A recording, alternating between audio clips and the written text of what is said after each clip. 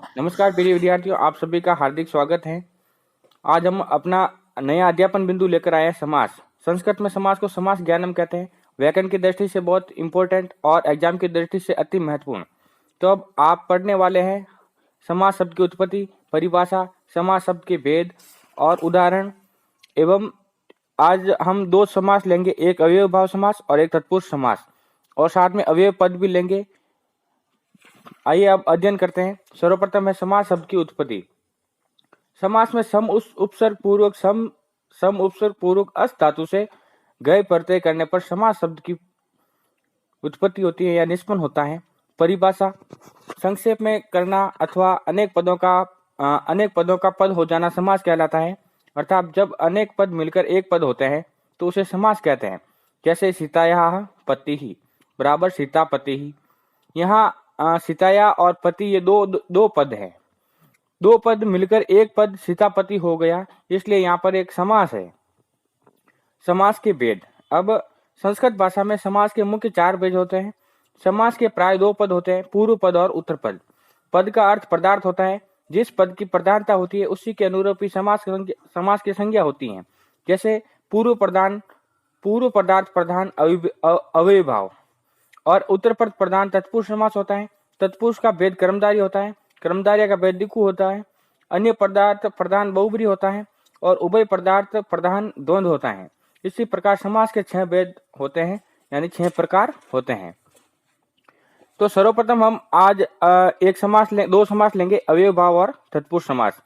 अव्ययी भाव समास, इसकी परिभाषा है, जब विभक्ति आदि अर्थों में वर्तमान अवयव पद का सुबंध के साथ नित्य रूप से समास होता है वह अव्ययी भाव समास होता है। अथवा इस शब्द में यह महत्वपूर्ण है, इसमें 4 नियम बहुत ही इंपॉर्टेंट है। कौन कौन से नियम है?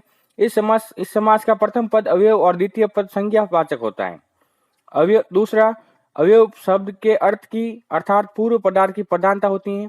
तीसरा, समास के दोनों पद मिलकर अवयव हो जाता है। चौथा, अव्ययी भाव समास नपुंसकलिंग के एक वचन में होता है। कहने का मतलब इस समास में अवयव पद ज्यादा होते हैं। अवयव पद क्या कौन कौन से? अधि हैं, उप हैं, अनु हैं, प्रति हैं, नीर हैं, यथा है। तो जैसे अवयव पद आते हैं तो इस समास की पहचान होती है अवयव पद से।